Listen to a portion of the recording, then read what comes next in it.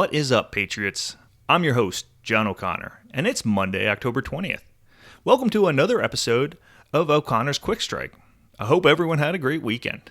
As many of you know, I have a wedding coming up in a few months, and I've decided to sell some of my baseball card collection to chip away at some of the wedding costs. So my weekend's been pricing them and getting them ready for eBay.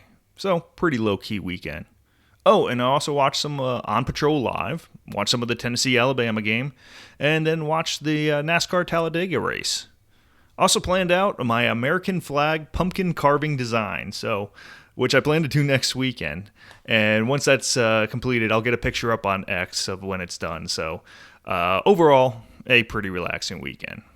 So today, and while you're here, I'm coming at you with 3 stories the mainstream media either won't cover or will spin so hard you won't recognize the truth. And let me tell you, today's lineup is something special.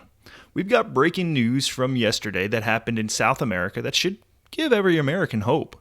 Then we're heading to the UK to see exactly where leftist policies lead when nobody stops them. And we're closing with a story so infuriating, so dangerous, that it should make your blood boil. Let's get into it. 3. Yesterday, millions of Bolivians went to the polls and made history. They voted in a presidential runoff election that marks the end of nearly 20 years of socialist rule. And Patriots, the Socialist Party didn't just lose, they got demolished. Let me give you the background. For 2 decades, Bolivia was run by the Movement Toward Socialism Party, MAS for short. First under Evo Morales, who was basically a wannabe dictator and is now a fugitive facing pedophilia allegations. Then under Luis Arce, whose disastrous socialist policies ran the country into the ground. So, how bad did it get? The MAS Party, which dominated Bolivian politics since 2006, got just 3% of the vote in the first round back in August. 3%. That's not a loss. That's a total rejection. That's voters saying, we're done with your garbage. So yesterday's runoff was between 2 pro-market conservative candidates. Former President Jorge Quiroga on the right and Senator Rodrigo Paz, who's more centrist but still pro-capitalism. Either way, socialism is done in Bolivia. Now, here's what 20 years of socialism did to this country.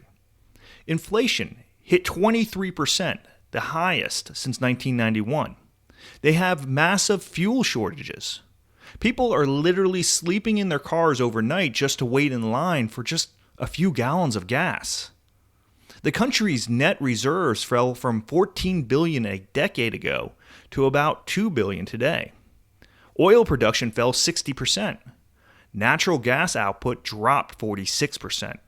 And 84% of Bolivians are working in the informal economy, so meaning they're just basically surviving.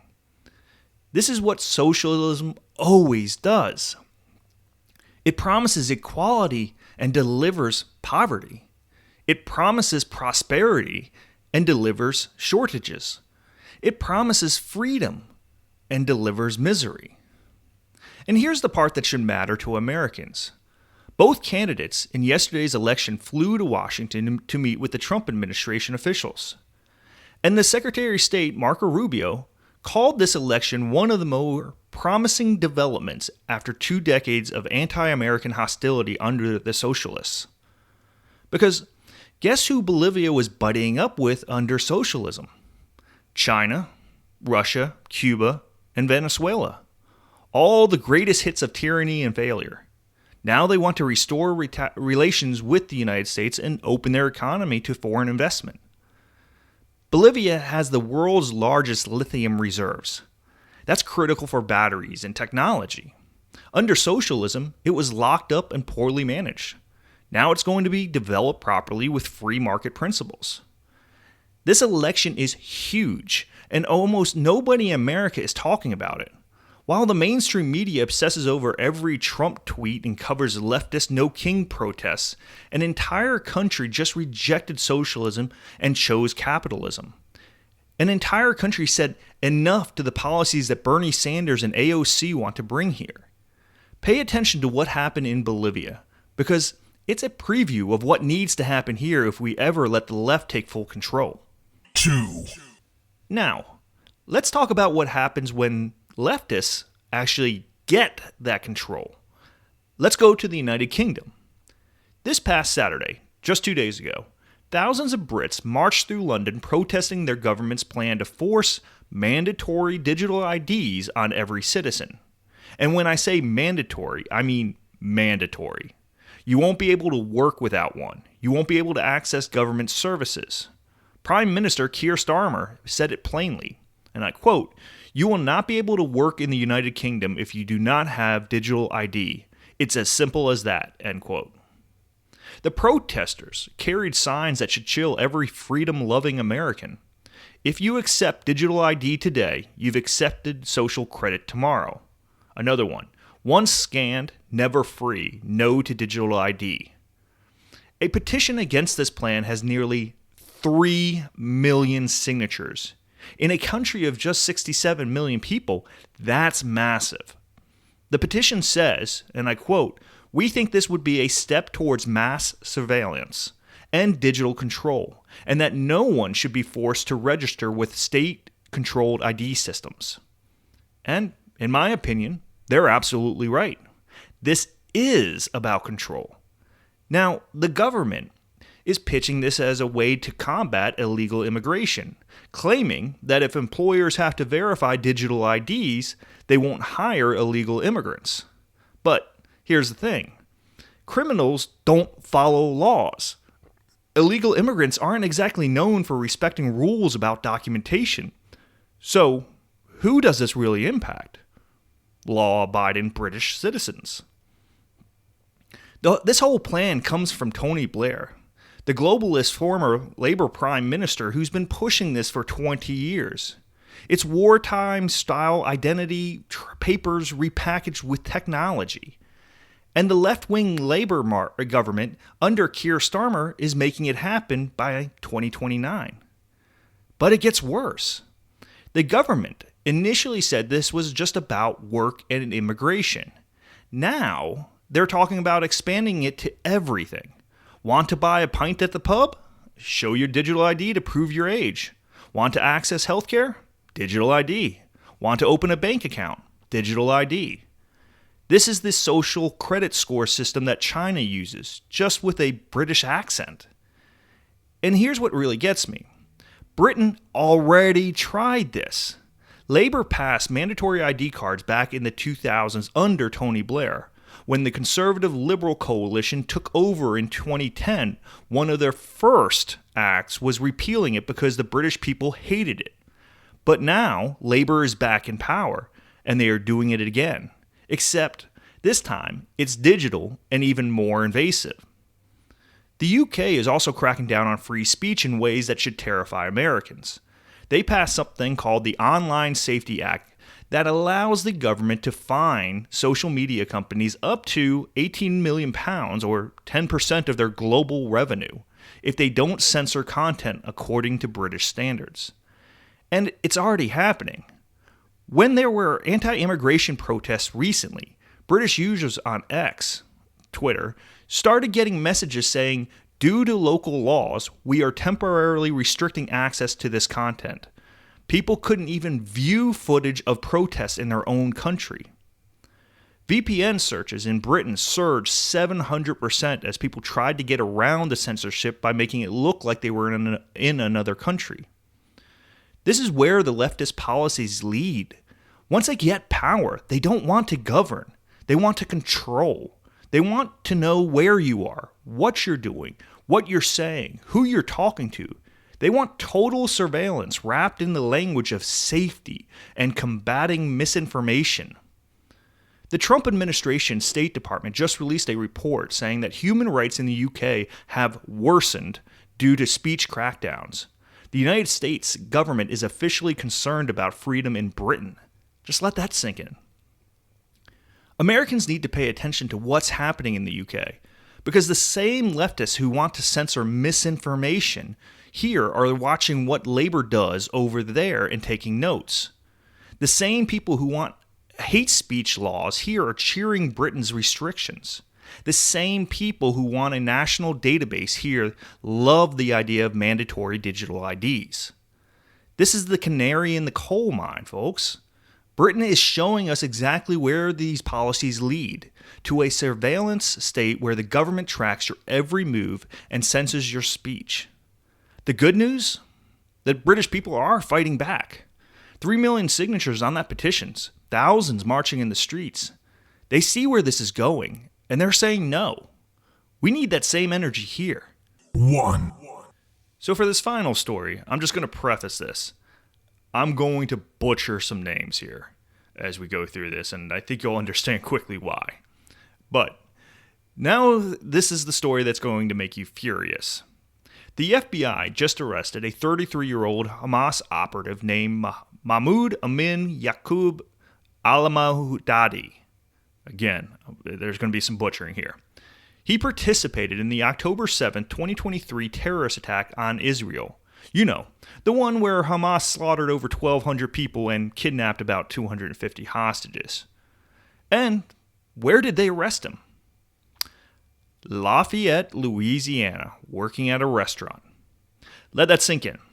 A guy who took part in one of the worst terrorist attacks in modern history was living in America, working a normal job, posting on social media, living his life, because Joe Biden let him in. According to the FBI complaint that was unsealed this week, al-Mahdoudi was part of a group that attacked Kibbutz Kfar Aza on October 7th. 60 people were killed there. 19 were kidnapped. And this guy was allegedly right in the middle of it. The FBI says al-Mahdoudi armed himself and led a group from Gaza into the southern Israel during the attack.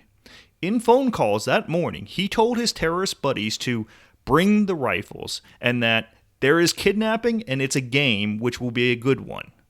A game? He called murdering innocent people and kidnapping civilians a game. This animal was affiliated with the military wing of the Democratic Front for the Liberation of Palestine. He conducted firearms training for terrorists. His social media and email accounts showed he'd been involved with terrorist groups for years. So, begs the question, how did he get into America? He applied for a visa in Cairo, Egypt in June of 2024, 6 months after the October 7th attack. On his application, he lied and said he had never been involved in paramilitary organization or terrorist activity, and the Biden administration let him in. He arrived in the U.S. under Biden's watch. He told immigration officials he was going to work in car repairs and food service in Tulsa, Oklahoma, and they just waved him on through. Once he got here, he moved around. He ended up in Louisiana. And earlier this year, he was posting photos on social media from Tulsa showing off a Glock 9mm handgun. A Hamas terrorist was posting gun photos on social media from inside the United States. The FBI says American citizens were among the victims of the attacks he participated in on October 7th. So, this wasn't just an attack on Israel. It was an attack on Americans too. And Biden's open border policy let him waltz right on in. Now, here's the question that should keep every American up at night. If they caught this guy, how many others are out there?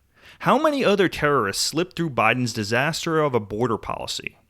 How many are here right now, posting on social media, working normal jobs, and waiting? Louisiana Governor Jeff Landry responded to the arrest by basically saying, justice will be served. But the damage is already done. This terrorist was here for over a year before they caught him. The FBI's complaint was actually filed back on October 6th, but they've asked for it to be sealed so al-Mahdoudi wouldn't get tipped off and flee the country. Smart move, because remember, he got in under Biden's policy. He probably figured he could just stick around indefinitely. This is the direct result of having a president who didn't believe in borders, didn't believe in vetting, and didn't believe in putting Americans first. Biden spent 4 years telling the world, come on in, we won't check too carefully. And a Hamas terrorist took him up on the offer. Now, Trump's administration is dealing with the cleanup. With Hamas losing power in Gaza as part of Trump's historic peace deal, the FBI is probably looking into how many more terrorists managed to slip in during Biden's open border years. Because you better believe this guy wasn't the only one. This story connects everything we've talked about today. Bolivia rejected socialism because it destroys countries economically. Britain is fighting digital IDs because the left wants total control. And Biden's open borders literally let a terrorist into our country because the left cares more about virtue signaling than protecting Americans. These aren't separate issues. It's all part of the same pattern. Leftist policies lead to disaster. Whether it's economic collapse, loss of freedom, or literal terrorists living among us, the left's ideas don't work. They never have. They never will. So, here's what you need to remember from today's episode. Bolivia just proved that socialism fails every time, and people will reject it when given the choice. Britain is showing us what happens when the left gets power: surveillance, censorship, control. And Biden's open borders put a Hamas terrorist in Louisiana, proving that leftist immigration policies don't just fail economically, they endanger American lives. The good news? People are waking up. Bolivians rejected socialism. Brits are fighting back against digital tyranny. And Trump's administration is arresting the terrorists Biden let in. But we can't get complacent. We need to stay informed, stay engaged, and keep fighting for freedom. Because the left never stops pushing, and neither can we. Thanks for tuning in to O'Connor's Quick Strike. I'm John O'Connor. Stay vigilant, Patriots, and I'll see you on Wednesday.